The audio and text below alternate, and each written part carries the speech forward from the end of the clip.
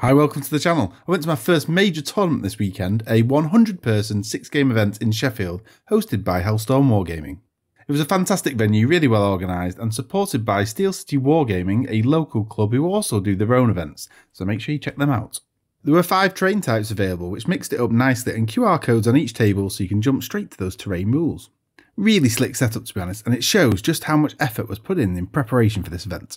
6 games, and this was the biggest tournament I've ever attended, and I took World Eaters, and they were glorious. Khorne had a word with me before the event, and so I made a pact that I wouldn't shoot a gun the whole weekend, and I didn't. Just running forward and melee, so I had one gameplay, and it was to go hard and aggressive. And I think it is the most glorious way to play World Eaters. It was loads of fun, and they did me proud. I'll do a recap of the games and the things that I learnt, and at the end you'll find out how well I did, and what was good and not good about my list. Game 1 and started the weekend against Tau and a great opponent Helm. The board had great cover, so going first I moved forward and staged for turn 2. Didn't receive much first turn shooting back and then charged with everything turn 2 and swamped him. As it was, he screened really well and his Ghost Keel and Riptide stood up well. Unfortunately I went for his units pretty quickly after that. His Crisis Blob was out of position scoring points, and I was surprised how easy the Storm Surge went down. Really fun game, nice way to start with a 91-52 win for me. Game 2 against Chaos Space Marines, and it was a really close one. I got first turn, but because of deployment I had a cagey turn, and then had a really big one turn 2 with charges. I think it took him by surprise, being swarmed as I did. However, CSM are great. So many rerolls and buffs, the melee was even better than mine in places. They had a big turn 2, and afterwards it was very tactical thinking, all about scoring. Angron died and came back, but by the end I had nothing left, and I took a narrow victory, 67-57. CSM are definitely up the top end of the meta. Game 3 against Necrons was a mixed bag. I was playing a very experienced player who went 7th in the LGT. He had the usual Lichguard blob and loads of snipers. Very scary going against them, and although I went first I started cagey to minimise his targets. Necrons are in a good place, tons of reanimation, minuses to hit and wound, and they hit on 2s with rerolls. I kept it closer than I thought I would have done, but lost 93-65.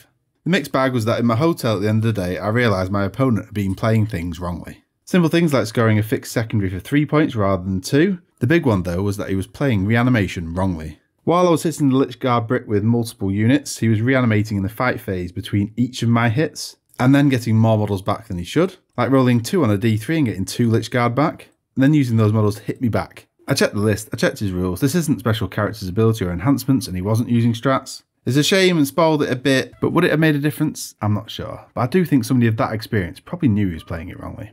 Day 1 and 2 wins, 1 loss. Game 4 was against my nemesis Black Templars, and I'm worried about their big melee bricks. However, I went first again, and got loads of first turn charges and kept my opponent in the corner the whole game. We had 2 TOs watching just because of how silly it was with my army pressing so hard. A fun game, but definitely luck and dice in my favour. It just wasn't possible for him to score. Also, Angron came back and made an 8-inch charge, piling on the pressure. A nice 86-45 win for me.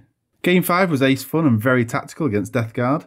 I was worried as he took -1 weapon skill, which is such a horrible counter against me, coupled with -1 toughness. I had my usual good first turn, but Terminators was such a tar pit. He had -1 damage, extra -1s to hit, and he just kept me tied down. Great deep striking from my opponents and good ball control. I started scoring quickly, but then ran out of steam with not enough units left. Angron died and didn't come back, which actually made a bit of a difference. It was a lot of fun, and I lost 98-74. Going into game 6, I was 3 wins, 2 losses. And I went up against Necrons again. This was actually a silly game. His list was 3 Catans that are horrible, and then just a sit back and shoot list, but also a Lichguard bomb. This setup was player place terrain, so obviously I gave myself some nice cover, but my opponent left his half entirely open by spreading his terrain out to the edges, just so his guns had no problems getting me. I got first turn charges in, killed the Lichguard blob in one go, nice, but then Angron whiffed into a Catan, which saved 15 out of 16 damage on Feel No Pains. Angron and my 8-bound blob died, and it looked like the Catans would romp the field. I was ahead on points, but I had a turn where I was feeling like I was about to lose,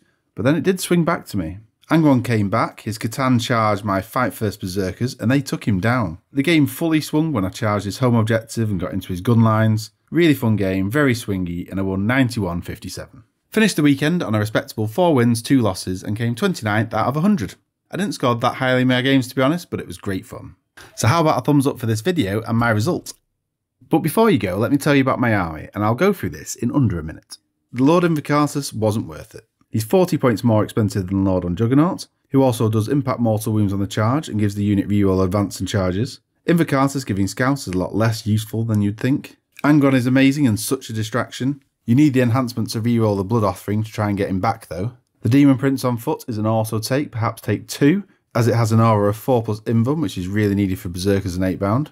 Also with the half damage enhancement, he's an absolute tank and also a big distraction. The Master of Execution's an auto take. He's punchy on his own, but giving a unit fight first is so powerful and came in clutch all weekend. Deep striking Exalted Eightbound didn't do much except play secondaries the whole weekend, unsure whether they're worth 150 points. Thanks to everyone who's watched to the end, and thanks to my opponents and to Hellstorm Wargaming for organising a brilliant event. I'll see you soon. Bye.